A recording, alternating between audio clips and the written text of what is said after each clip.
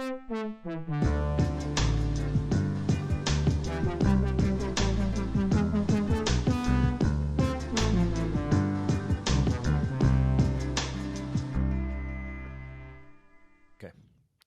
Welcome to episode 3 of Researching Happy. This week we've got Dr. Fallon Goodman, who is an amazing researcher. I think she's onto something really incredible with her work on social anxiety. But, this show is about the research, but it's also about the stories behind the studies. And that's where Fallon, I think, really has something quite incredible to tell and an amazing story that she goes into quite honestly. So, I'm trying not to be that clickbait guy, but this is a big story. And, people just don't know about some of the bullshit that goes on in the research world. So I really appreciate Fallon's time and please let me know what you think. Now that there's, just as a side note, I think there's 3 episodes out of the show. So that means you can, I know that there's 3 episodes, but I think you can now review the show if you've been listening on Spotify or on Apple Podcasts. So if you would please do me a favor and pause this right now, or just keep listening, and just while you're on your phone, because I know you've got it near you, give this a review. And you could be honest. If you want to be a bit favorable, that would also be nice. I'm supposed to be, probably not used to coercing people to tell me the survey answers that they like, but this is a time when I think I can do that. So enjoy the show, review the show, share this story, because I think it's pretty big. And thank you to everyone that's been listening to the first 2 episodes. The feedback's been overwhelming, so I really appreciate that. We've got listeners around the world, and really pleased. So thank you and enjoy. Yeah, no, we won't go there. All right. Researching Happy, Fallon Goodman, welcome. This is a podcast all about the world of happiness and well-being research, and it is a pleasure to have you on. So welcome. Thanks for having me, Matt. No problem. So we're just saying before we hit record that this will be pretty informal and hopefully pretty fun. I'm just going to start. You can introduce yourself. I'm going to read what you've got on your Twitter in terms of describing yourself. So you're a psychology professor at George Washington University. You're a director of the Emotion and Resilience Lab. You're a psychologist. You're a social anxiety researcher. You're a has-been soccer player, and now you're a mum. Yes, certainly a has-been soccer player, although I still relive the glory days that feel further and further away. Yeah, tell me about this, because it's currently 6 a.m. in the morning here. I'm used to waking up early as a soccer fan in Australia. That's kind of the time zone of how it works. So let's hear it. What were you up to? But first of all, who's your team? Who's your soccer team? I like Napoli in the Serie A. Okay, I'm a Liverpool fan, so I wanted to make sure. Oh, really? Yeah. So you had a good day the other day? Oh, yeah. 7-0 against Man U. You can't beat it. My brother-in-law is a big Man U fan, so I was texting him throughout the game to make sure he was watching the onslaught. Yeah, soccer was my life. It was so a part of my identity. I played since I was little. I played all year round. Classic burnout story. I played 4 seasons. I took no breaks. I was convinced I was going to play in college. I had dreams of playing on the national team, and maybe sophomore year of high school, I realized I was barely good enough to play at a local college, let alone some of the schools I was looking at. So it was a dream deferred. I gave it up. And then I went to college, and I played 2 rec soccer games the entire 4 years in college. I completely stopped. I was over it. I worked out 1 time each year in 4 years. That's how burnt out I was from exercising and organized sports. But it was a big loss for me. It was a big shift it forced me to really consider who I was as a person, when so much of my identity and my relationships were tied up in this sport. Yeah, no, amazing. I think I had the complete opposite experience to that, which was, I think I went and my parents took me to a soccer club. Maybe I was like 11, and I liked it until I found out they had to go to training twice a week. I was like, that's it for me. I'm done. I was an annoying person that loved practicing. Like I love the grind. I love getting up early, starting, 2-a-days in the summer, and 2-a-days. Yes. Like cool. Morning, we get up before the sunrise. I'd always try to beat the sun, run up and down hills, and then later some organized practices. I was the most annoying teammate, the most obnoxious captain. In retrospect, like I really needed some coaching on how to lead. a group, but and I've thought about this often when it comes to not to force a connection to happiness, but I thought about because once soccer ended, I really struggled. I struggled with depression. I struggled with loneliness, and it's in so many ways because I had no other areas of my life that brought me such meaning and joy. Mm, And mm. it was the classic put all your eggs in one basket. And once that's taken from you or you step away from that, you don't have that, then you have to really rediscover the parts of your life that bring you joy and meaning. And that's really difficult when you have a lifetime of practicing, with just one area. Yeah, no, I like it. So I feel like you could just have this conversation by yourself basically because you've led us all the way through to the next thing we want to talk about. But Sorry. before we get into it, I Yeah. want to know a little bit more about you. I think there's this weird thing where I don't know if you feel this, we basically don't know each other, right? I think we've had probably one conversation in the past. We are working on a project together, which is exciting, and it's a pleasure to have you on board. But like I have this experience of been reading your work for probably, I don't know, 4 or 5 years.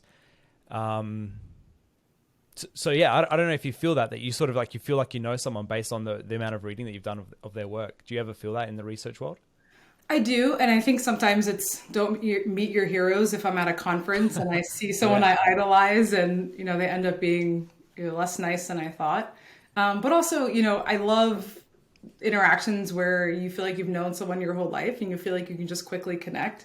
Like especially when I travel and I'm at an airport bar or I'm in a line or at a coffee shop and I strike up a conversation with someone. I feel like we can get so deep and connect so quickly. To me, that's one of the most beautiful parts about being alive. So I've sort of felt that with you. You're just someone that you can quickly talk to and connect with. But I do appreciate you spending time reading the jargon that I've produced. But I care so much more about having these types of conversations. Cool. Yeah, no, I get the point. The writing is kind of just like the must do. So all right, so tell me, like, whereabouts, where are you from? Where are you from? You've been around the I am place. from New Jersey, which I think explains like 80% of the variance in my personality. I come from a very large Italian family. I have 20 first cousins just on my mom's side. So good. So, traditional blue collar family on my mom's side. Lots of my family, women were stay at home moms, like my mom, very proud stay at home mom, amazing stay at home mom.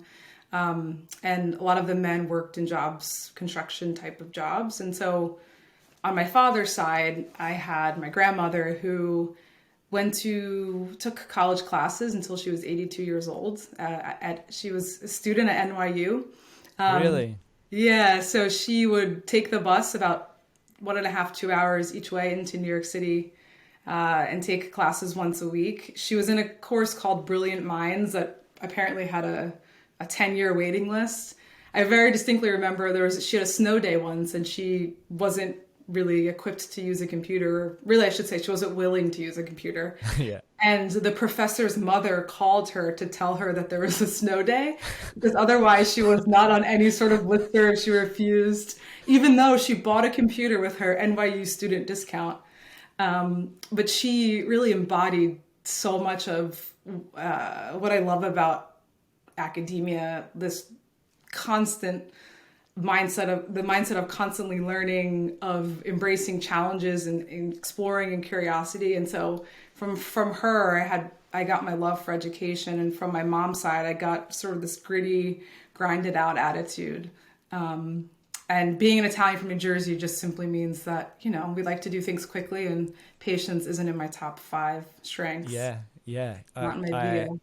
like when I wasn't at soccer training, I think I was watching TV and probably spent I don't know, 5 years, 10 years wishing I was from New Jersey. Like What? Why? I don't know, just like Sopranos, Godfather, Joey Diaz. Matt, that's how I know you're not an American because no person would ever say that they wish they were from New Jersey. It is the state that gets crapped on all the time. It is the armpit of the United States, according to some people. It is in the backyard of New York. A colleague recently was landing in Newark Airport, which, if you've ever flown into Newark, it's I horrendous. It's haven't. gray, it's dreary, it's bleak. And she said, just landed in Newark, thought of you. I was like, no, the worst thing. Like, I never want to be attached to Newark Airport. No, no. Yeah, okay. I'm sure I agree with you, but that's what happens when you're a 12-year-old Well, idolizing Tony Soprano, I guess. So that's obviously been some personal developments since then. there's So actually, you're I don't know if I should say this, but I'm going to. There's a couple of references on The Sopranos that involve my family. okay.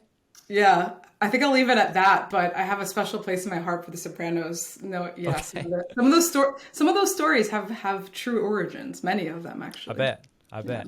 yeah, All right, cool. I mean, we'll have that conversation maybe later. yeah, When offline. the exactly.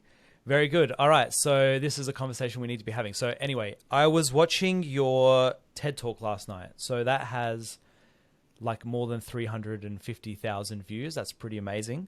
That's the number to beat for this video. Um, It's tell actually us up to a million. is it really? Yeah, so TED, it was a TEDx talk, which Yeah. was independently organized by USF, where I was previously a professor.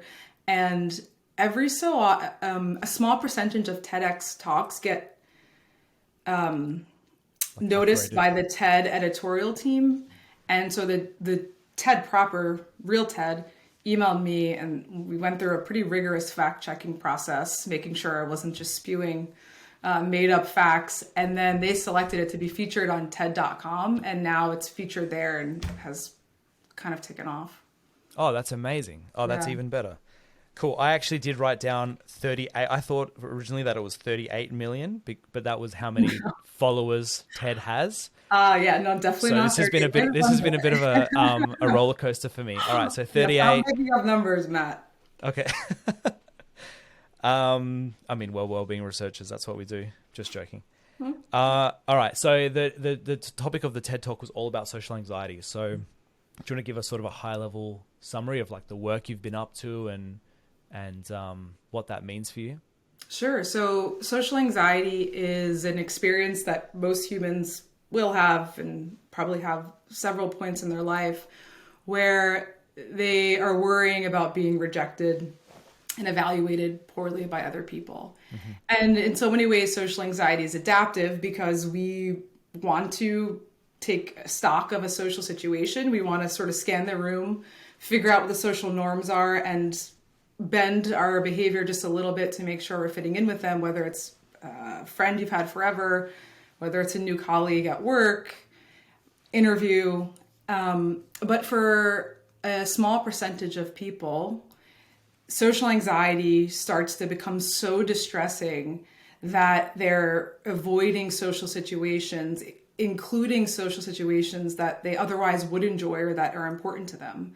It might become so severe that they actually choose to pursue different careers or not to pursue a certain career because they are so worried about being evaluated poorly, being exposed in some way, or being rejected. And the real core of social anxiety is this belief that you have some characteristic, some part of yourself that is flawed in some way. You perceive a deficiency, you think you are inferior or contrary to what other people want you to be. And so when you interact with other people, you think that they are going to notice this deficiency, that they will see you for who you are. In some ways, it's a little bit like imposter syndrome, like I'm going to be found out. And because of that, even if you are someone with social anxiety is socializing, they're going to try to hide that part of themselves. And so they'll be less engaged in the interaction. They'll be more focused on what they are doing as opposed to what they're getting back from the other person. So they might miss social cues and social feedback. They might appear awkward because they're maybe checking their phone or avoiding eye contact or stuttering and stumbling and worrying that what are the consequences of some of their nonverbal behavior. And all of this concern and worrying kind of creates this storm that it actually increases the chances that they are rejected, which is their biggest fear. And so it's a really vicious cycle with social anxiety. And so the reason I got into it, a couple of things. I mentioned that what I think is one of the best parts about being human is interacting with other people and really connecting with them. And honestly frustrated me early on in college when I was volunteering in research labs, that something that is quite treatable, it's one of the most treatable mental health conditions. Not to say that the treatment's easy, but that we have decent treatments for social anxiety, that experience is getting in the way of people experiencing the beauty of being alive, and then all of the catastrophic outcomes of social anxiety, like an increased rate of substance abuse and depression and even suicide. And so my passion was really born out of frustration. But then on the other side, we know from people like Ed Diener and several others that came after him that social relationships, strong, meaningful, lasting social relationships, are one of the strongest, if not the strongest predictor of what a happy life is. Mm-hmm. And so you have this relatively treatable condition that's incredibly common, interfering with a core ingredient of well-being. And then maybe this is kind of my underdog mentality. It's not widely studied, and it's really actually not widely understood in terms of conditions. There's a ton of interest in depression, a ton of interest in generalized anxiety and other conditions like schizophrenia, PTSD. But social anxiety is kind of like the bastard child of anxiety disorders. It doesn't get a lot of funding relatively. It doesn't get a lot of attention. So I said, you know what? This is what I'm going to dedicate my life to. Amazing.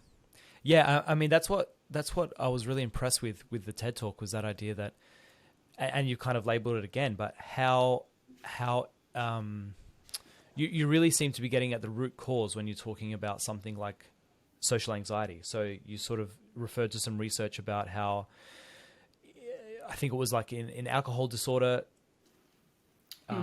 it was more like, what, can you go into that again? Sorry, I've just so if we take all of the adults that have diagnosable or diagnosed social anxiety disorder and a substance use disorder like alcohol use, social anxiety comes first about 70 to 80% of the time, meaning a person develops social anxiety disorder and then they develop alcohol use disorder, as opposed to the opposite way around. And this is one of many indicators that show social anxiety increases risk for problematic substance use. And we see this in my lab. We see this with coping literature. When you're feeling socially anxious in a social situation, something like drinking alcohol is often very effective at reducing your perceived level of anxiety. And it happens quickly. It's the idea of liquid courage didn't come out of nowhere. We know all of the physiological effects of drinking alcohol, including reductions of perceived anxiety. And so it makes people feel like they can be a little bit looser. They can be more themselves. They can interact. The problem is those situations become really reinforcing. So you have social anxiety. Let's take a college student. You go to a party, you take a few shots, you feel less anxious, and you have an awesome time.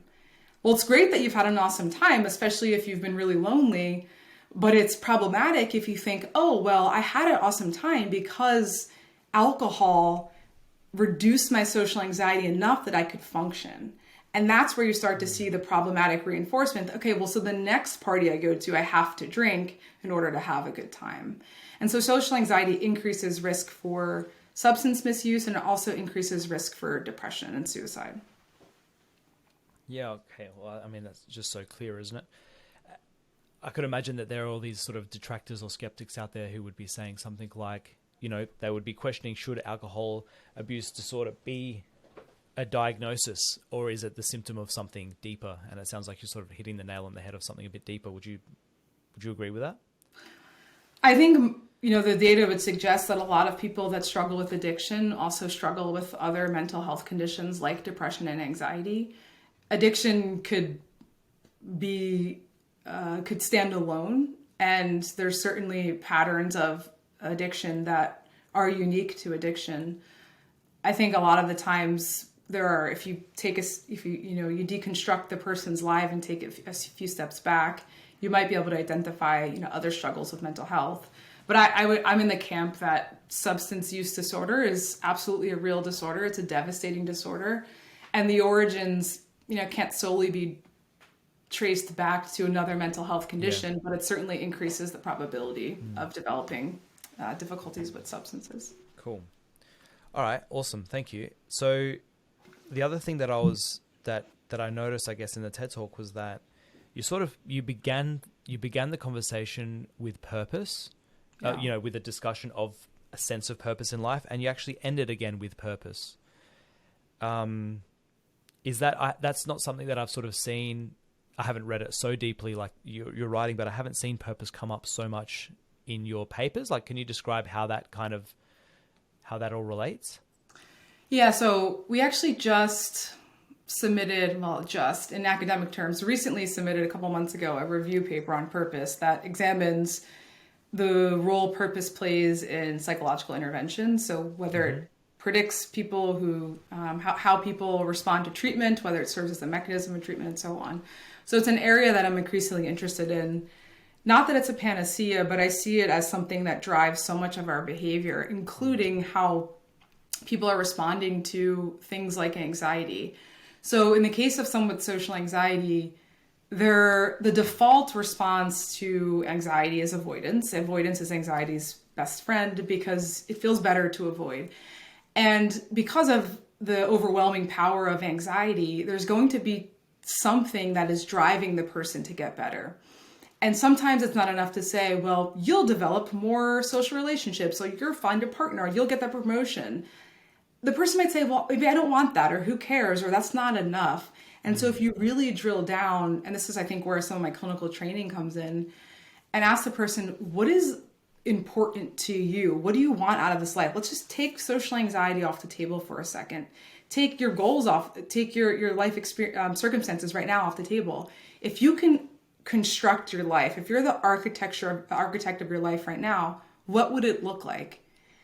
And if social anxiety is getting in the way of any of those things, then that's important feedback for a person, first of all, just to see, but also then to drive them through what can be a difficult treatment process of working on their anxiety.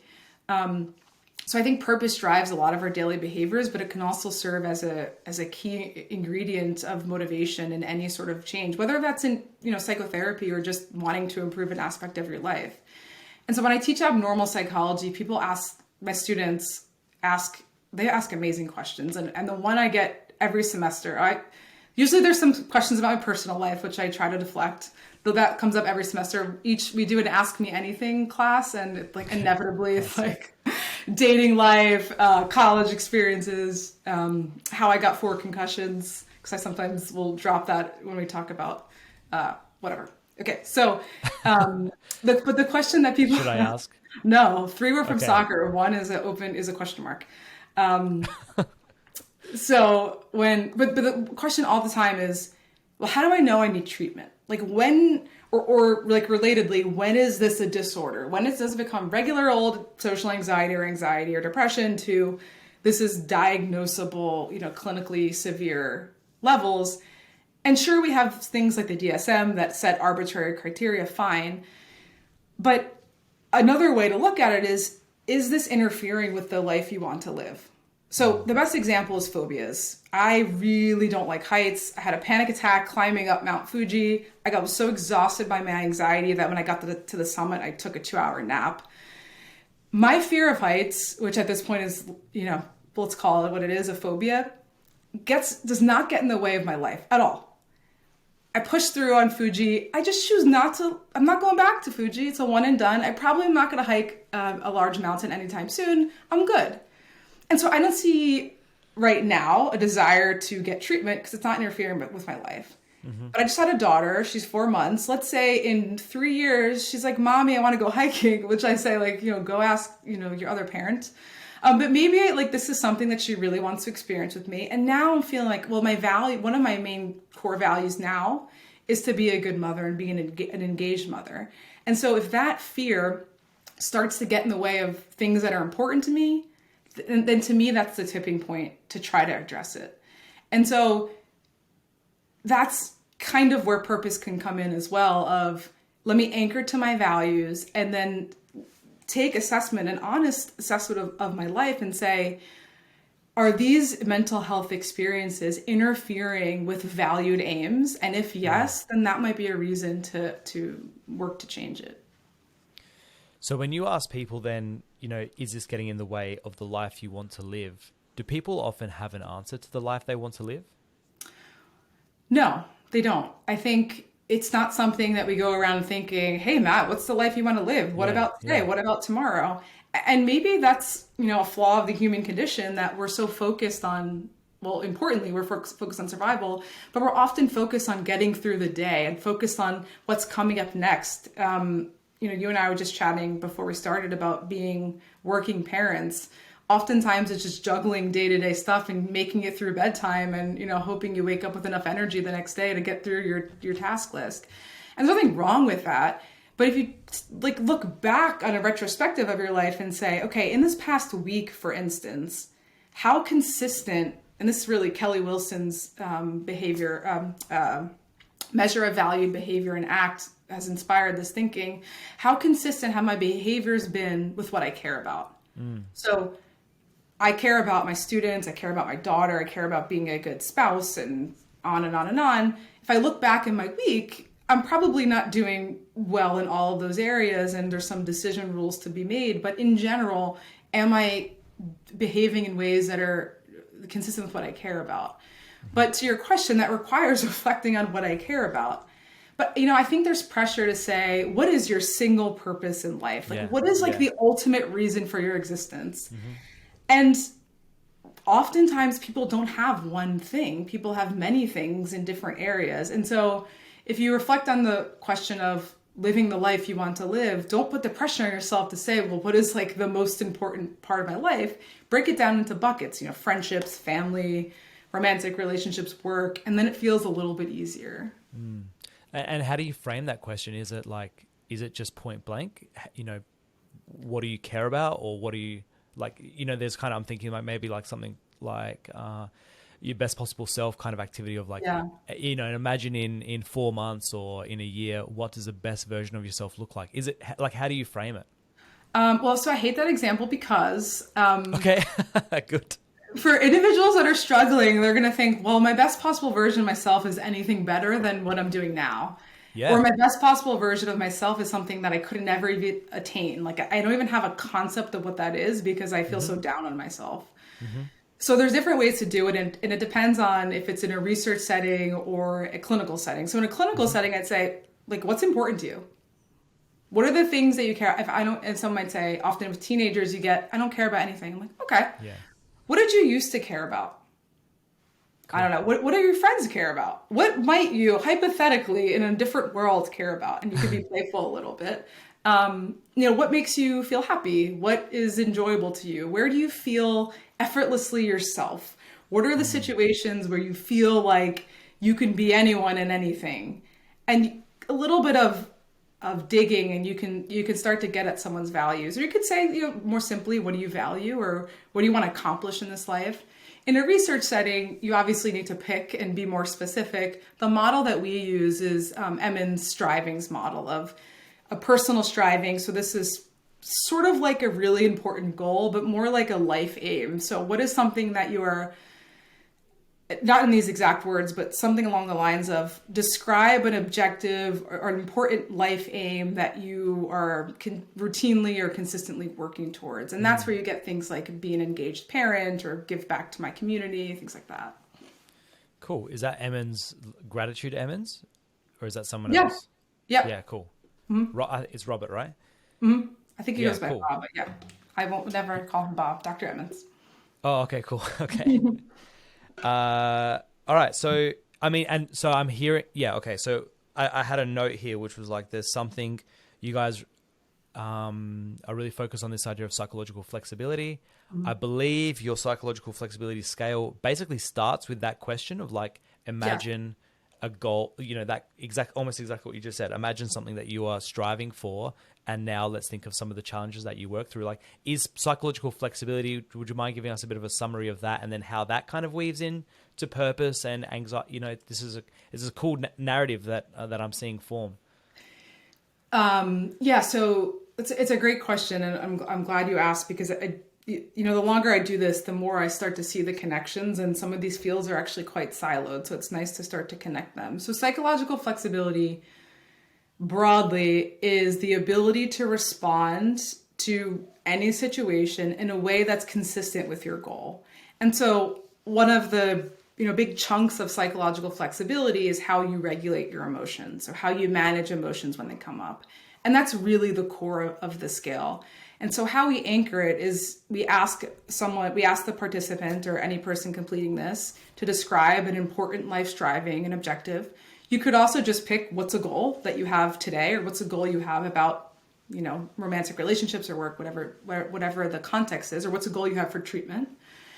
And then we ask how a person responded to various types of setbacks, adversities, and hurdles in pursuit of that goal. Because inevitably, especially for something like a purpose or a striving, there will be adversity and setbacks and barriers and time constraints and so on.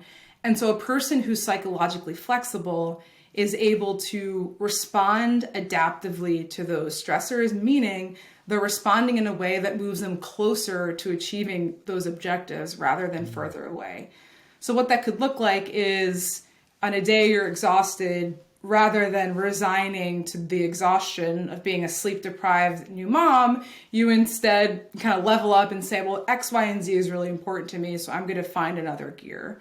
You're not avoiding the anxiety and overwhelm of starting a big project. A really cool finding from the scale development paper was that there's a person's ability to kind of accept things, the setbacks for what they are. There's the ability to not avoid some of those negative emotions. But the people who do really well are those that are able to harness emotions, in particular negative emotions, meaning that they're using emotions to their advantage to help them achieve that goal. So you feel really angry, well, you use that to get pumped up. You feel anxiety because you think you're going to fail, well, you use that as the extra motivation you need to get through the day.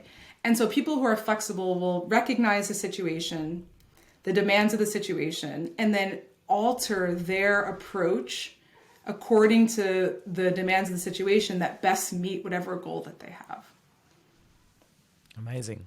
I was just thinking in my head, this is probably like so incorrect so you can just correct me, feel free to, but it's almost like the next evolution again, where maybe early CBT is like, let's try and change an emotion or let's remove an emotion or something like that.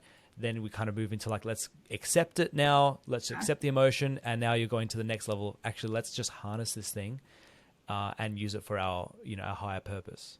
And I'd say, let's do whatever the situation calls for. Sometimes you just have to resign. This is in grad school, I struggled with having to do clinical work. And so as my way of coping, I wrote a blog on how to survive. It was something titled How to Survive Grad School If You Don't Want to Be a Clinician or something like that. How to survive clinical work. And my first tip for the budding clinicians of the world was resign to lost time. Because every Wednesday, I had a full day of therapy. I was in it, but the second I was done, I was so exhausted. I used to tell my partner, like, on Wednesday nights, can we just not speak? Can I just come home? And we try, like, well, I'll wave to you from the door and like, let's just not speak. We'll order pizza. But I was just born out of this idea that I had all of these research related goals and I knew that I couldn't accomplish them on my clinical days. And so I eventually just accepted it. And it took months of practice and writing a blog post to get to this light bulb moment. But for me, that was just accepting, like, the guilt is going to be there and I'm never going to get things done. Sometimes it's changing my approach or my emotions. Other times it's harnessing. And so, yeah, you have these different schools of thought, and ultimately the most successful people are going to be the ones who are able to select and implement the strategies that are most effective in that situation. Very cool. All right. Thank you. Let's take changing gears slightly is what I wanted to get to. I guess you have, I don't know how you see yourself. It seems like if I were to look at your CV, it would start with a lot of sort of well-being related stuff, well-being related research. You're now obviously moving into like a clinical space, but you still have from the outside, you still have a clear focus on some of these key well-being related constructs. Like how, firstly, is that how you see yourself as a researcher? And secondly, how do you connect how do you connect your social anxiety work to sort of happiness and well-being? Yeah, so I, for a long time, have felt like I had isolated strands of research. So I was in the coping and emotional regulation space, well-being space, and social anxiety space. And a lot of that was just doing things that were interesting to me at the time. I feel like a lot of the work I'm doing now is connecting two or three of those areas. So the social anxiety work now, we've examined things like, I think one of the most interesting findings that that has come out of our lab is people with social anxiety disorder feel happier when they are with other people, which is the single thing they fear most, than when they are alone, which is fascinating. Like I think back to the heights example, I was not happy on Mount Fuji at all. I was much happier on the ground. And I think people that have any sort of phobia or fear, they're not going to be happy in the presence of that fear. But an individual with social anxiety, on average, will, because the power of social connection is so strong. And so papers like that are starting to connect the social anxiety work with the well-being work. And then I look at the coping work as sort of life can be really hard. And one of the best ways to live a happy and fulfilled life is handling adversity that's inevitable and the suffering that will come. And so, yeah, the more I've gone on in my career, I'm trying to find angles that connect multiple areas. And I have now 6 PhD students, and Really? we just got a new one, accepted offer last night. So now we go from 5 to 6, and I'm so inspired by what they do. And so much of my work now is driven by their interests in the lab's work, which, one of the beauties of our lab is there's such a diversity of backgrounds and interests. So it pulls me in different directions, but maybe it's my Italian roots getting bored easily. I like to keep my hands in a few different buckets. Very good. All right, I want to talk a little bit about sort of what makes a good research team, and you just seem to have come from a tight group of colleagues that continue to work together, even though I think now you're sort of maybe even all over the country. We'll get into that in a second, but some of the work that attracted some of your work that attracted me. What am I trying to say? The work of yours that I was initially attracted to, that was most relevant to what I was focusing on, was the relationship between well-being and mental illness. So I'm not even sure whether did you roughly call it happiness? Do you call it well-being, positive mental health? When I'm speaking, I interchange. When I write about it, I use subjective well-being. Okay, cool. I've Ed Diener's writing in my head of people will take you more seriously when you say subjective well-being instead of happiness. But yeah, I think there's some nuances in terms of measurement, but usually when I'm writing, I'll say well-being. Yeah, cool. So social anxiety, I think you've already sort of said that there's this clear connection with happiness, in the sense that, funnily enough, when you're actually with people, you are more happy, so you're not happy alone. Do you think it's possible to have social anxiety and still a high level of well-being? That's a great question. I think probably not. I think you could absolutely find moments of happiness and meaning that don't involve social relationships. Like especially someone who has social anxiety and is introverted. A person who's introverted, their social needs are going to be much lower in terms of frequency and length of time that they're interacting than someone who's more extroverted. And so if someone has social anxiety and tends to be more introverted, which those two things often co-occur, then there are going to be moments in a person's life where they feel good. They feel content. Maybe they're with a romantic partner watching a movie on a Friday night, and that's their ideal way to spend their weekend. Ultimately, though, if you have a diagnosable disorder, by definition, your pathology, your symptoms, so in this case, your anxiety, that's my annoying dog who also has social anxiety, it is going to, it interferes with your life. Like that is a symptom criteria to be diagnosed with illness. So I think it's tough to say that they're living a happy, fulfilled life, but that is not to say there aren't moments of joy and meaning in their life. Yeah, interesting. So yeah, I think it's Jonathan Rottenberg's work that you're obviously a collaborator with. Adore him. Yeah. Adore him? Yeah, he's Cool. one of my closest friends and collaborators. He's so Oh, fantastic. cool. Yeah. All right, awesome. He's kind of pushing this work around high levels of I'm not sure exactly what he calls it, but high levels of well-being following mental illness. So there's kind of like a story of hope that once you've recovered from a mental illness, it is possible to experience flourishing.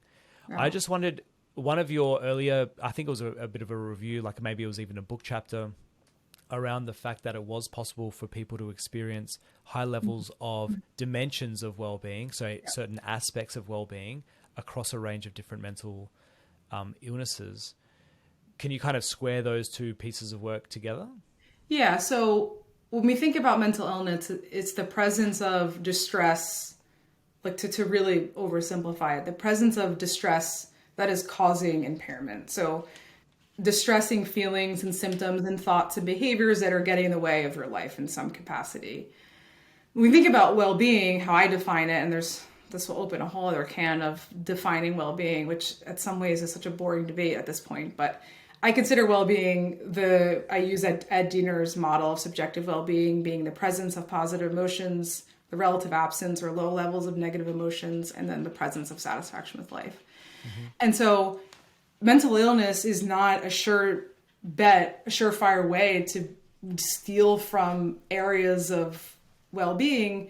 It really depends on the person, and it depends on the mental illness profile. It's also like, we've talked about this with depression a lot. When people are depressed and then they experience moments of joy, or they experience moments of not feeling high levels of negative emotions or feeling really satisfied with what's happening, there's sometimes this reaction of, yeah, but wait, I'm still depressed. And maybe I don't want to feel this thing because I don't want it to negate either to myself or to other people that I am in fact really suffering, that I am in fact really depressed. And there could be this feelings of guilt or almost invalidating their suffering. But that's in part because there's this really rigid view that if you have mental illness, you have no well-being, and if you have well-being, you don't have no mental illness. Mm-hmm. And humans are just much more complicated than that, and daily experiences vary so widely. And so we talked about some of June Gruber's awesome work on bipolar. So individuals, when they're experiencing hypomania or mania, by definition experience positive emotions. They feel pleasurable, they feel pleasure, they feel excitement and passion. And so that, to me, is sort of the best case example that these two things could co-occur. Now, I want to be really clear. I'm not saying that mania or hypomania is a good thing and this is the quintessential state of well-being, but if you take it literally at the definition of including positive emotions, then an individual experiencing hypomania or mania, by definition, is experiencing high levels of at least one area of well-being. Yes, I mean, that's where I think that I'm hoping this work kind of goes. I've been researching that dual continuum model. I think that the next level is understanding, like, I guess, a more dimensional understanding of mental health and well-being. And that's not my idea. People have been writing about that since 2010. I think it's like Wood and Joseph kind of said, like, that's basically, you know what? Yeah. I think it's like Clin Psych Review, I think. That idea that, like, if we think about like well-being over here, mental illness over here, it's not necessarily these two things, the relationship between these two things that we need to worry about. It's the dimensions that sit beneath them. And Absolutely. say, for example, and I think this is something I took from your paper, was just because, like, they might be bipolar, some of these dimensions. So happiness of well-being, unhappiness, let's say a simplified, of depression, they might be the things that you can't have both of, but there are other aspects of well-being and other aspects of symptoms of, your overall mental health that aren't actually in conflict. Absolutely. So that's kind of the direction that I'm hoping this world goes, and actually on the project that we're working on, hopefully we can take it there. So no disagreements there. I hope not, because that would be pretty fundamental. No, not yet. Yeah, okay. It just reminded me of like a slightly related area that we're starting to thankfully see more of, is identifying a person's strengths at the start of treatment as protective factors for as a predictor of who gets better and why they get better. Yeah. And it's the same sort of mindset of a person with a mental illness isn't this deficient human who is devoid of positive experiences and positive qualities. And in fact, reminding the person of that and then helping them use those qualities, it could be a really important way to help them get better. Yeah, absolutely. So, all right, cool. Yeah, I think so much of the sort of discussion about bipolarity, the relationship between mental illness, are they opposites of each other, or is there a more complicated thing happening, does come down to how you basically define those things. If we're saying happiness, well-being is happiness, depression is sadness, I mean, they're kind of opposites. You probably can't. I think even that, to be honest with you, I think I can imagine ways where you can be extremely happy and extremely sad. Sure. But it would have the appearance more often of being bipolar. And I think also, just to say, Matt, I think some of the reasons people get passionate about this area is it's a hard message to convey. Like, you are struggling with depression, which could lead to you ending your life. I mean, depression is catastrophic. And I'm also sending the message that, yeah, but you're okay in some areas, or you could be. You're not suffering that much. And that's not the message. The message is, in fact, hopeful that there might, not for everyone, but there might be moments or parts of your life that are good or are enjoyable that then you can use to build on. But there's, like, I think just a lot of nuance to convey that message. But to me, the opposite ends of the same continuum just feels like a useless framework that doesn't really get us to the more complicated questions of what is happening in a person's everyday life that we can use to build on to improve their life. Yeah, I'm really looking forward to this discussion opening up, I think, over this podcast, but even just more importantly, probably in the research world. I posted that commentary article yesterday, and someone whose work I really respect, Ziggy Santini, and he's going to be a guest in a future episode. He kind of like politely disagreed, and it's like, all right, cool, yeah, absolutely. I mean, it was the perfect way to disagree. It was like, I see where you're coming from. I disagree. It's like, all right, let's go. I want to hear more about this thing. Like, I'm completely open to having my mind changed. That's exactly how science should be.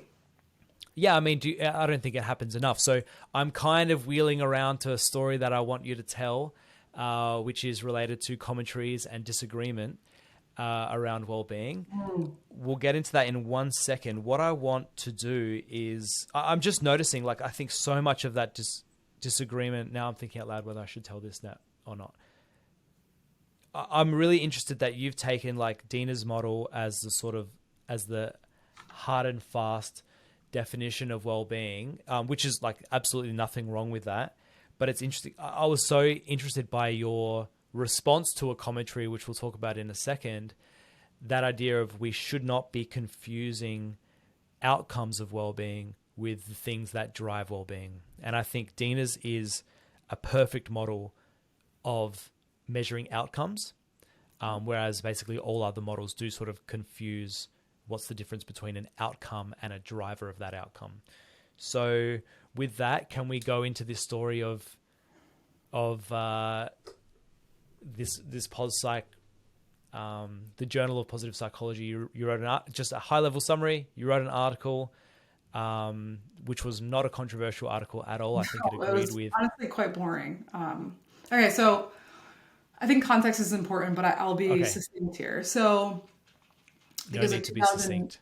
Okay, in 2016 or something, our research group. So this paper was led by a lab mate of mine, David DiSabato. The purpose was to look at the distinction between hedonia and eudaimonia. And so it's a theoretical distinction of these two different types of well-being. Hedonia being in the presence of pleasure, to oversimplified here, and eudaimonia being the presence of other things that are characteristic of a meaningful life, pursuits and so on. Again, I'm being oversimplified for the sake of time. And so this theoretical distinction, it's been debated forever. It goes back to our boy Aristotle, but there were at the time was very little empirical assessment of these two different types or forms of well-being. And so the first paper was asking simply, how related are these two types of well-being, and are they better captured by a single factor? Like, is it really one type of well-being with different facets, or is it two distinct types? And so what we found using the International Wellbeing Data Set led by Todd Kajan and Aaron Jardin, over 7,000 people, 109 countries, with every inhabited continent, we didn't get Antarctica. And we found that the correlation between these two types of well-being was 0.96, okay? So we have Diener's model, which is sort of the hedonia model. And then we had Carol Riff's psychological well-being model. Things like social relationships and environmental mastery and so on. And so these two models of well-being correlated so highly that you can conclude that they're probably measuring the same thing. When we look at how each model relates to other things, so does Diener's model differentially predict things that we care about were better or worse than Riff's model, the average difference of those correlations was something like 0.06, meaning that not only are they correlated with each other, but these two models are similarly predicting other outcomes. Yeah, and just for context, I guess a correlation of 0.96 is, I mean, you just don't. It's like unheard it. of. Yeah. I mean, in psychology, you're lucky if you get like 0.3. But when things are highlighted, correlated that highly, you're essentially saying it's the same thing. Like the responses across scales are going to be very similar, and for some people identical. Okay, so we write this paper in Psych Assessment. We conclude that as measured by current self-reports, which is a very important caveat. That's the important, exactly. It's as measured. So we're talking about measurement tools, yeah. Correct. And I actually looked back I don't want to jump ahead, but I looked back when I was writing the response commentary to see what our language was. And I was glad to see that we said, as measured by current self-report measures, they're redundant. Pick your favorite, they're essentially redundant, and they load onto one factor. Okay, but Riff's model, as amazing as it is, and her contributions to the field of well-being are really indescribable. I mean, she's such a force. But it's only one model of this, eudaimonia area of well-being. And so in a follow-up paper, we had a much smaller samples, like 500 people from MTurk. We compared, again, Diener's model to Seligman's model, the PERMA model, which is an acronym for things, personal relationships, and A is achievement or accomplishment, and so on. So it's 5 different areas of well-being. So what we did is we're like, okay, let's see if we find the same thing, because maybe his model differs because the facets are different than Riff's model. Let's see how closely they correlate. And so we actually ran a couple different factor analyses. In so many ways, oftentimes statistics involve arbitrary decisions. And so we're like, let's be comprehensive and do multiple different types of factor analyses so we are as objective as possible. The latent correlations were as high as 0.98, so we're actually doing worse. And then I think we're as low as something like 0.84. So even 0.84, essentially you're saying that these things are redundant. We did a latent profile analysis, another type of analysis, and we found sort of the same thing. And then we again looked at how Diener's model predicts outcomes we care about versus Seligman's model, and the average difference of those correlations was almost 0. I think it was like 0.02. Okay, so we published this paper. Go ahead, Matt. Yeah. No, so you're saying basically across two samples, 2 different studies, comparing 2 different models of well-being, you're basically saying when somebody answers a survey asking questions like, how satisfied am I with my life, or how much meaning do I have in my life, they're basically reporting the same thing. Yes. I mean, I don't want to go too far into saying that these constructs are the same thing. I think when you're measuring, like you said, when you're measuring... Sorry, yeah, I should have said, it wasn't just purpose specifically, because I think that would look different, but when you're looking at like an overall measure of well-being, which has purpose and autonomy and correct, yes, relationships. Correct. That those ingredients of well-being for one model don't meaningfully differ from ingredients of another model as determined by the correlation between the two. And there's like multiple reasons for this. It could just be a measurement issue. It could be that there aren't really 2 different types of well-being. And actually in the first paper, one of the fun parts was outlining all of the possible reasons that we might have found this, and basically giving away ideas and saying like, we don't know, and here are some ideas, and let's all work on this together. But the second paper was important because you can't take down a whole theoretical debate in one paper. Like, even though our sample was large and we did things correctly, it's only one model and it's only one paper. And so the purpose of the second paper was a conceptual replication and also to test a new model. So honestly, this paper was something I didn't really think about. It was kind of a tangential thing on my plate at the time. It's really honestly boring. It's a measurement paper. It's like these 2 measures of well-being are super correlated. We had some thoughts in the discussion that we're trying to move the field forward and trying to, make sense of the findings. But I honestly didn't think about this paper much, if I'm being frank. And what point are you in your career at that time? So I'm in grad school, which is important context. This was one of maybe the second or third, I can't remember, paper that I led. So I had a lot of ownership of it, and I certainly spent a lot of time and effort on it. But I was really moving into the social anxiety space, and I was focusing more on coping stuff. But I was in grad school, I think maybe, I don't know, second or third year. So fast forward to when it gets published, and here's where things got a little bit uncomfortable.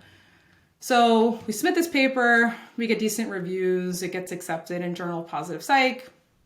It's a nice accomplishment for me as a grad student and for our lab, and we're proud of the work. We replicated a prior study and so on.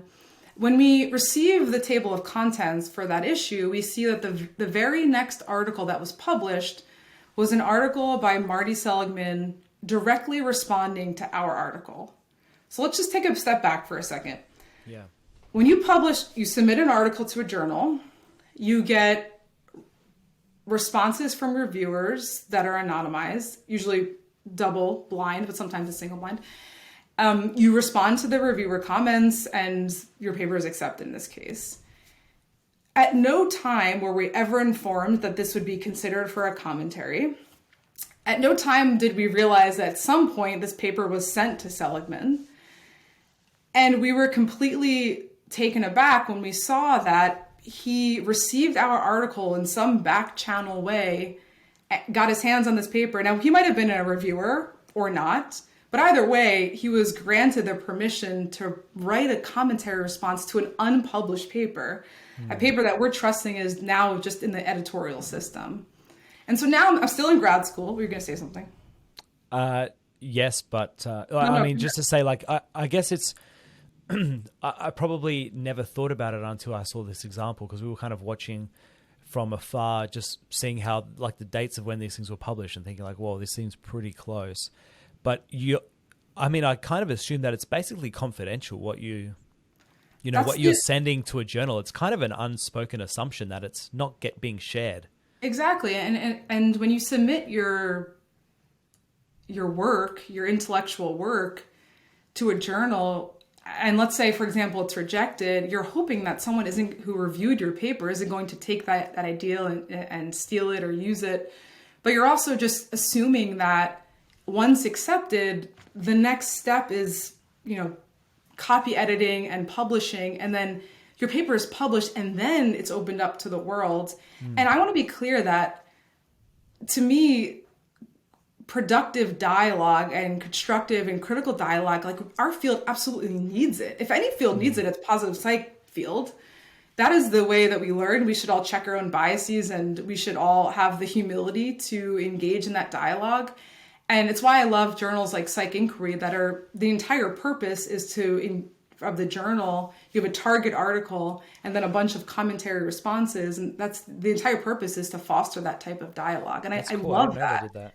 I love that. And it's the same way I lead my lab. It's the same way I do research. I don't want to always be right. I want to get it right. And if I'm not getting it right, I would hope that someone would help me figure out, why. And so we see this, it's literally the next page, his article. So it's the same issue, it's the next page. And there's this, so I'm a grad student, feeling incredibly powerless. I am powerless. I knew I was going on the job market, I think maybe the next year. I feel insecure. I feel confused. I'm worried I made a mistake. I'm redoing the analyses over and over. I'm checking the data. I reread the paper several times. What sort of language did I use that might have been offensive? But the commentary response was a little bit unusual. So first of all, there were 4 authors on this paper. I was the lead author. Seligman's response referred only to Todd Kazdan, my grad school advisor at the time. And he actually referred to our paper as Kazdan's indictment. So clearly there's some personal issue that he's having with Todd, and maybe they have with each other, that is in writing in a scientific article. So if I'm the editor or a reviewer, if this was even reviewed, I worry it wasn't, but I'm not sure. You see that and you think, well, but it's not Todd's paper, it's 4 authors' paper, and Todd's not even the first author. And so the tone of the commentary was so unusual. There were certainly some great points, and I wish there would have been a way to foster more constructive dialogue, but for that to be thrown on us with no warning. And as a grad student, having so little power in this field, I felt very helpless and very stuck. I mean, we can talk about just the injustice, I guess, if you want to call it that, of not even referencing who the author was. Like, you are the author. It's kind of like, I don't know, I won't go into sort of think of some other examples, but all right. So, I mean, I have just published a commentary myself, and I'm not a argumentative kind of person, but I almost feel uncomfortable about the way that it goes, because again, the people whose article is the subject of our commentary, our team's commentary. So we're sort of the commentators in this perspective. I think they just get it blind. And so I've been meaning to, I think I will now, email them and say, hey, like, let's continue this conversation exactly in the spirit that you mentioned, which is like, we think there's something we could be talking about that's more nuanced maybe than was covered in your paper. I'm also open to being completely wrong myself. And so I would like this to be a dialogue. I don't want this to be like, this is not a slam kind of like internet, like they just, blah, blah, blah gets destroyed. That's not what this is. And like, let's think about it in this way. You have one of the most important psychologists of our generation, Nick Seligman. Like, give credit where credit is due. He has done so much for this field, especially in the science of well-being. You have him interested enough in a paper, and I can't presume why he was interested. Obviously, it's his model, but he's interested enough in a dialogue. To me, that's the perfect opportunity to foster a dialogue that's constructive, but also the one that gives the other side some sort of opportunity and to get ahead of it and a notice that it's coming. It reminds me, I mean, I don't want to, so recently there was the fallout in the journal Perspectives with the editor at the time for various editorial practices, some of which are considered racist. And in that conversation, it came out that part of the editorial practices that were in question involved soliciting commentaries in sort of this backdoor, one-sided way without providing the author of the original article sufficient opportunity to respond. And I thought was a bit of an understood rule. But now I'm like, okay, I see this paper. He just destroyed or went after in some way our paper. What do I do about this? And now I'm worried about, my career, my reputation, again, the accuracy of the article and what the language. And it just felt like such a missed opportunity to really engage in what I think is absolutely necessary dialogue to move this field forward.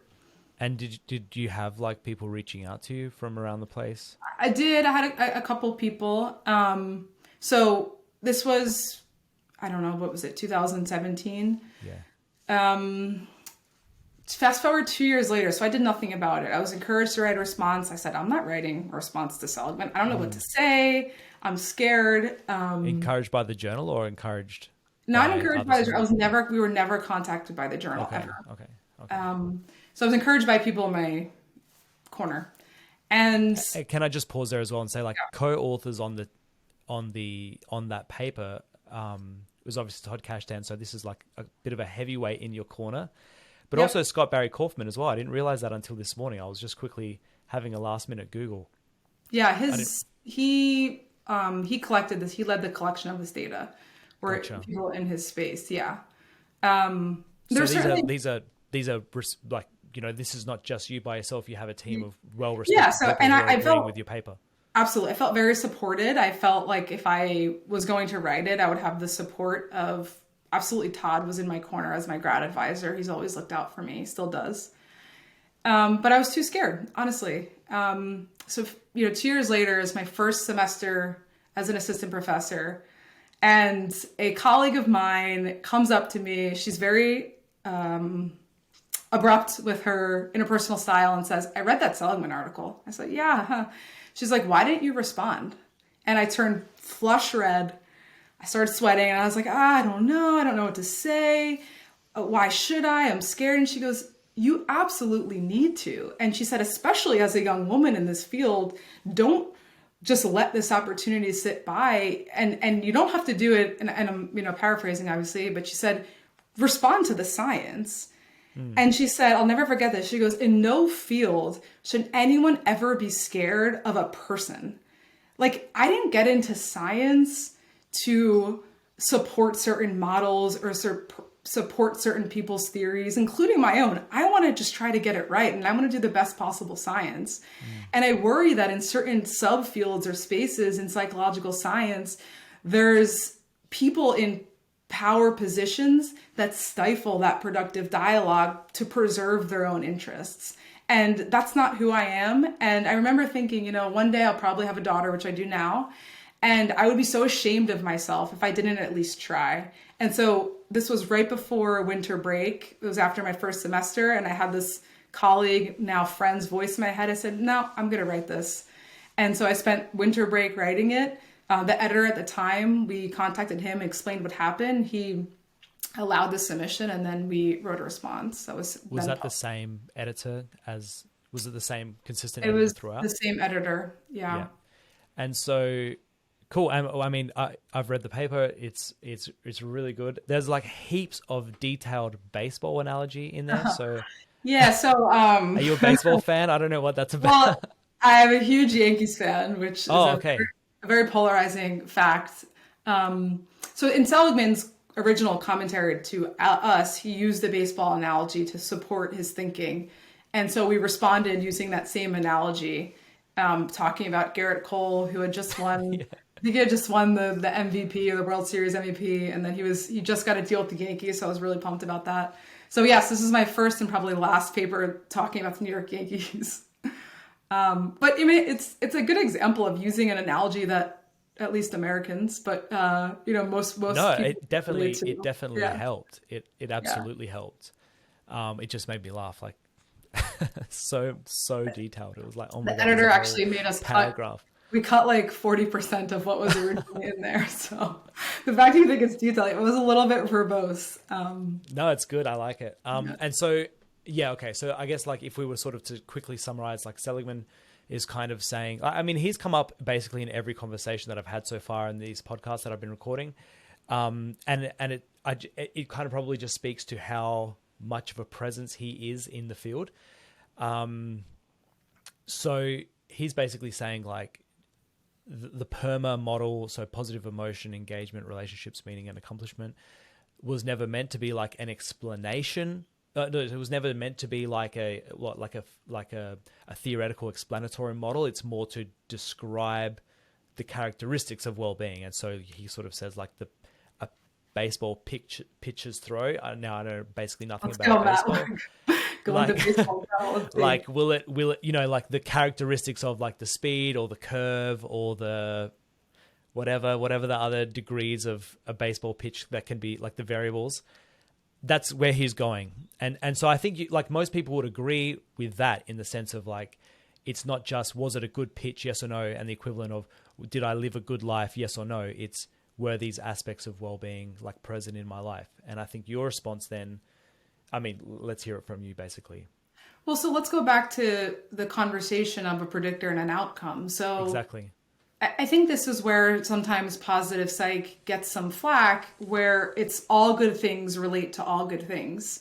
I take any quote positive or desirable experience and I correlate it with each other, and we get high correlations. And the more you have this good thing, the more you have that good thing. And to me, if we're thinking about subjective well-being, again, pulling from Diener's model, it is, how do you personally evaluate your life, the quality of your current situation. So how satisfied are you with how things are going, and how pleasurable and have your experiences been? Then if we take things like PERMA, like social relationships, that is going to predict how I feel like my life is going. So on days when I feel really satisfied with my friendships, then I'm going to judge my life as better than on days when I don't. The same thing with achievement. On days when I accomplish more, I'll probably evaluate my life as better, and so on and so on. And so pulling everything out of the outcome into a predictor model, because ultimately, if one of the goals of positive psychology is to improve people's well-being globally, then we need to figure out, well, what are the ingredients that predict how people evaluate their life? And some of those ingredients are modifiable, like some of the components in PERMA. Something like income is obviously going to predict how a person feels like their life is going. That's more of what we would call an objective indicator. But if we want to determine what increases a person's well-being, that can also be a measure of well-being.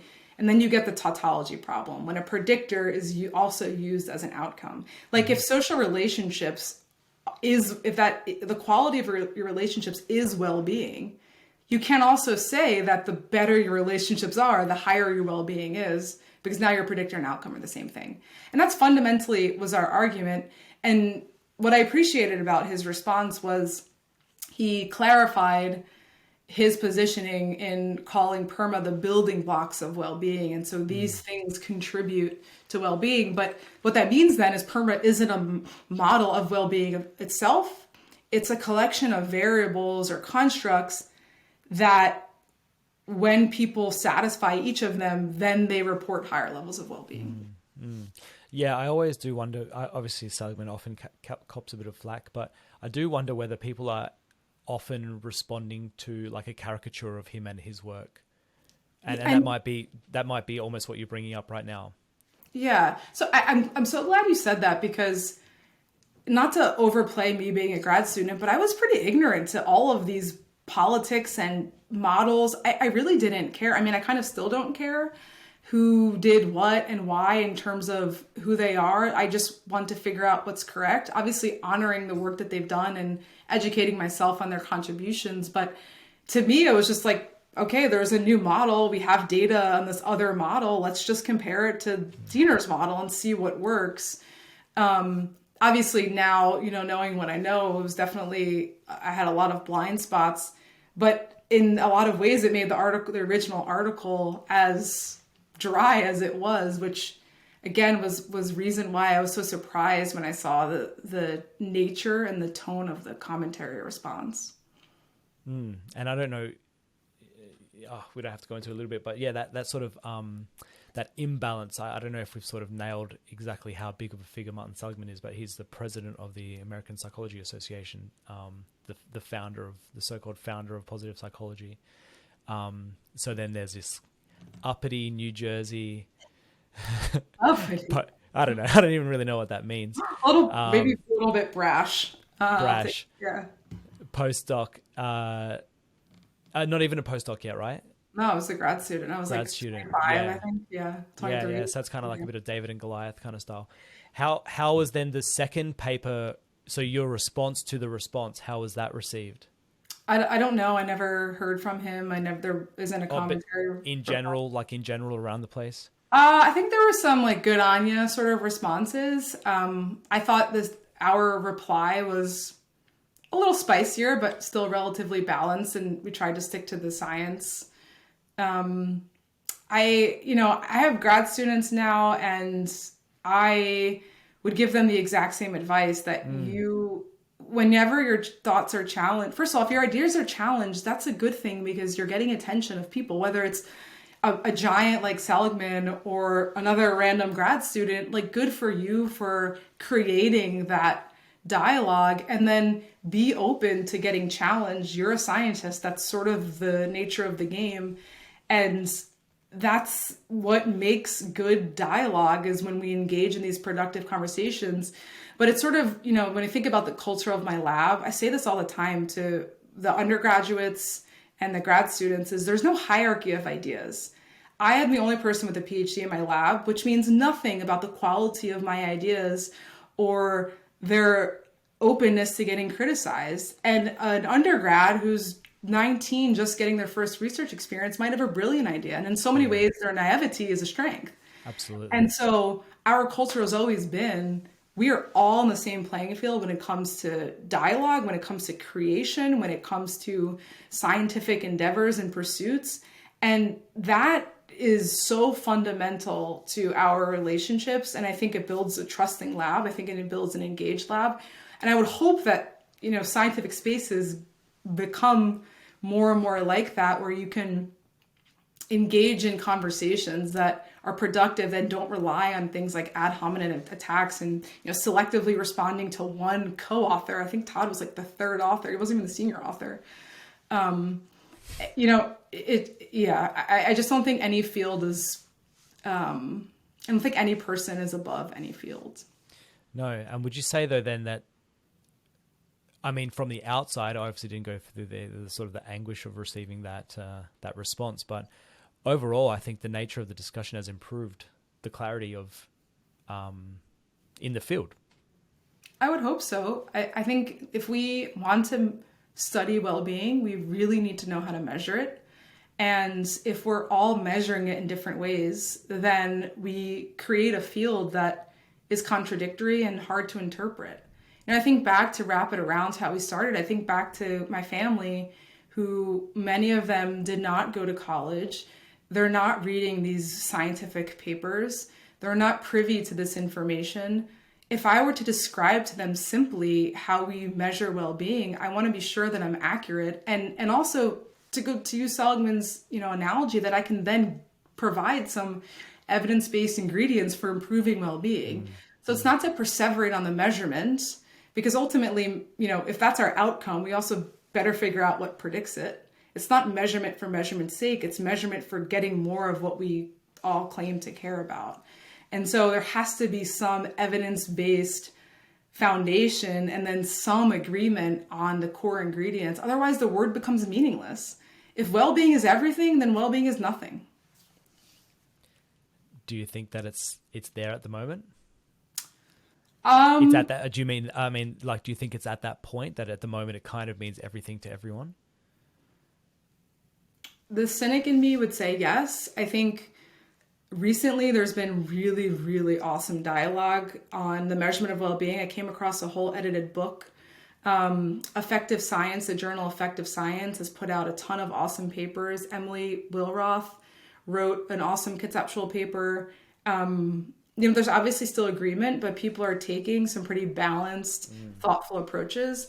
And, look, things like, let's say, depression, we've studied forever. There's not unanimous agreement on the best measure of depression, but there's a general sense of what it is to feel depressed, give or take a few symptoms. I would hope that, my hope is that the field of the science of well-being gets a little bit closer to at least some agreement, even if that means agreeing on different types of well-being and how you measure those different types. Really cool. All right, thank you so much for your honesty there. We're probably brushing over probably a little bit of how difficult a scenario that was, or am I overinflating it? I'm not sure. I think when anyone's in a position who lacks power, what helped me get through it was the support of my mentor, was the support of friends, and doing some really tough self-reflection of, I thought about my daughter, who I didn't have at the time, but always wanted. If I were to describe the story to her, would I be proud of not responding? And it's not to, overstate this as some life trauma, but I had an opportunity to respond and I didn't out of fear. And, to go back to the conversation about purpose, I don't want to live my life making decisions based in fear. I want to live my life making decisions based on what's important to me. And it's important to me to engage in productive scientific dialogue. It's important to me to stand up for myself. And it's important to me to be a role model for young scientists, especially young women. Yeah, amazing. So, all right, really, really appreciate your time. You're actually technically on maternity leave. So really, really appreciate that. If we could just spend 5 minutes, just tell me a little bit about you're starting up a new lab, or I mean, it started up, obviously. You have 6 PhD students. I do. Which is pretty big, right? That's a big team. Yeah. I wanted to get to like, what are you putting in place? Because I see sort of on social media, you seem to be putting in place some cool stuff to foster that lab culture, or that team culture, I guess we should call it. I just want to hear a little bit about that and maybe what you've learned from previous successful teams. Yeah, so I started my career at University of South Florida in Tampa for 3 years, and I've been at GW in DC the past year now. The thing I say probably too much is humans first, researchers second. Mm-hmm. So one of my grad students, for example, started grad school 2 weeks after she gave birth to her daughter. She is a mother first, she is a human first, and anything in the lab comes second. And now I get to model that a little bit.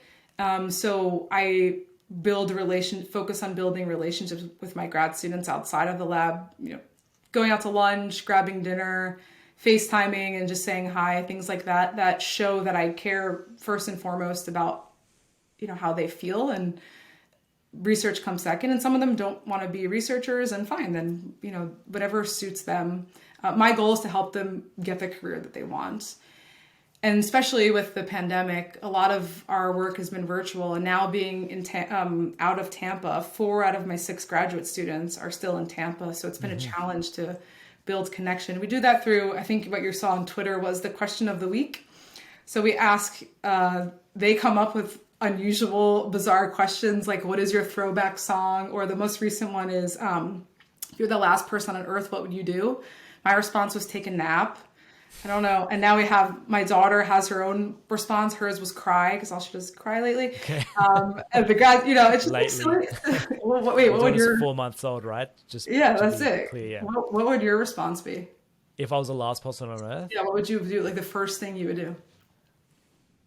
Wait, am I like realizing the tragedy, or am I already over that bit? Matt, you have to just give, it's supposed to be like the reactive first answer. Yeah, like probably cry. I don't know. Cry, okay. All right. Well, it's like I'm imagining like, Planet of the Apes. Yeah, but I mean, it's super sad.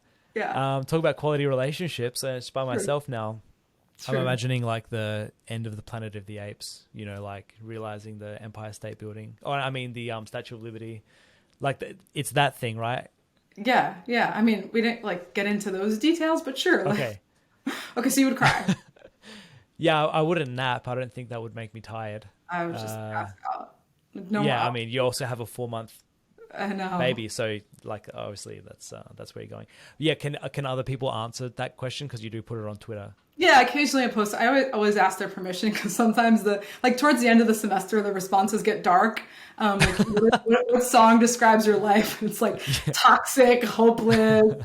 If it only got better, there's got to be a better way. And then sometimes people reply. Well, we do things like bring on a guest response. I mean, this is going out to like 7 people, 7 Twitter followers. But it's sort of things like that it's one thing to say, I care about you as humans, but we all build in things to show that it goes a long way. And in terms of process, I'm very, very big on autonomy, huge on autonomy. Do not micromanage. No one clocks in or clocks out. Having a flexible, autonomous work environment has always been huge to me. It's also one of the reasons I love being a professor. And then what I was mentioning earlier of having a diversity of people with diversity of backgrounds and trainings makes for a really fun, creative process. Yeah. And so what do you, just last question, I guess, in terms of like brainstorming studies and ideas and data collection samples and opportunities, like how do you sort of manage that? Is it whiteboards? Is it? Organization is also not in my top 5, patience nor organized. I get why we get along. Yeah, I kind of like to wing it. So I do have a huge whiteboard in my lab. I think that the best ideas are when you're outside of a structured environment. There's probably some research on creativity on this, which has been really hard with COVID, being in these little isolated bubbles in our workplaces. But now, as I just brought on another grad student who will be at GW and my current student, we meet up for coffee, dinner, lunch, and we'll just brainstorm, sit outside. A lot of the ideas come from them, and my grad students are leading a lot of the work that we're doing, a lot of the data collection we're doing. So it's often organic.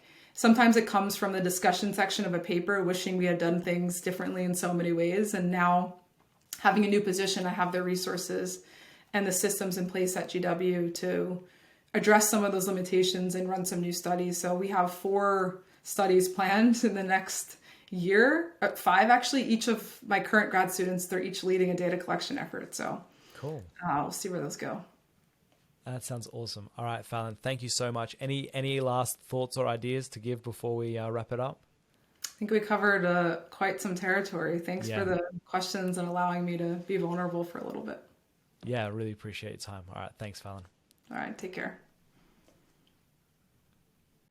All right, thank you to Fallon Goodman. That was a really amazing story. I really appreciate her time. So, again, guys, find the show, share this. Just don't even worry about sharing it. Just send it to one person that you think will like to, that would like to hear this story. I think that's either interested in the social anxiety stuff or just sort of the stories behind the studies, because I think they're kind of potentially two different audiences. So thank you. Like, subscribe, share, all that stuff. But more importantly, just pass this on to one other person. Thanks.